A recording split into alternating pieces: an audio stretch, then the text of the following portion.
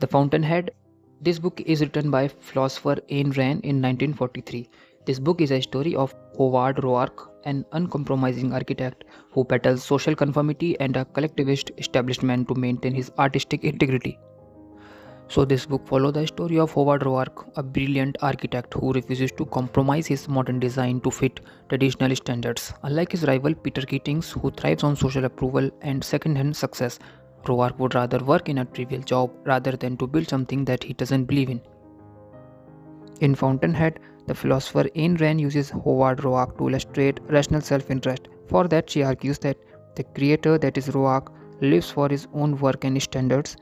The second-hander, that is Keating, lives through the eyes of other and work on social approval. The collectivist, that is the Ellsworth, to he seeks to control others by preaching altruism to crush individual excellence. Main turn in the book happens to occur when Roark dynamites his own housing project because the government changes design with accordance to social and old norms.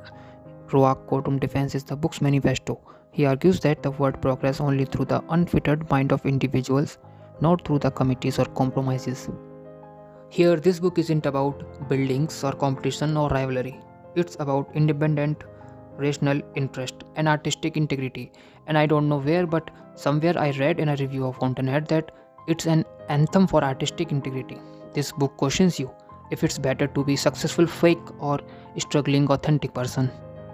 It is useful to remember that The Fountainhead is one of the most polarizing books in the literature, but here are my argument in the defense of the book. The case of Roark. Integrity above all. Roark represents the ultimate ideal of staying true to one's vision, regardless of poverty or social pressure.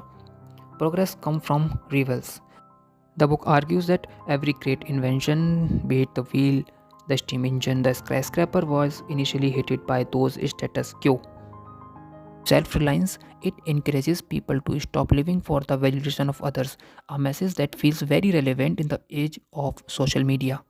Now let me discuss some criticism of this book. First is lack of empathy.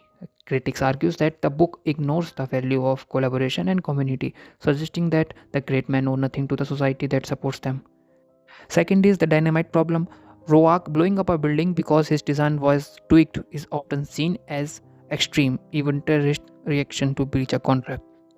Third one is black and white morality. The characters are often seen as archetype rather than real people because they are either perfect heroes or pure villains. The core message of The Fountainhead is that individual ego and personal integrity are the highest virtues. It argues that progress comes from creators who follows their own vision and path, while second-handers who live for others' approval hinders the society. In his courtroom speech also, Howard Roark argues that man's ego is the fountainhead of the progress. He asserts that creators must live for their own sake, as total independence is the only path to true integrity and achievement.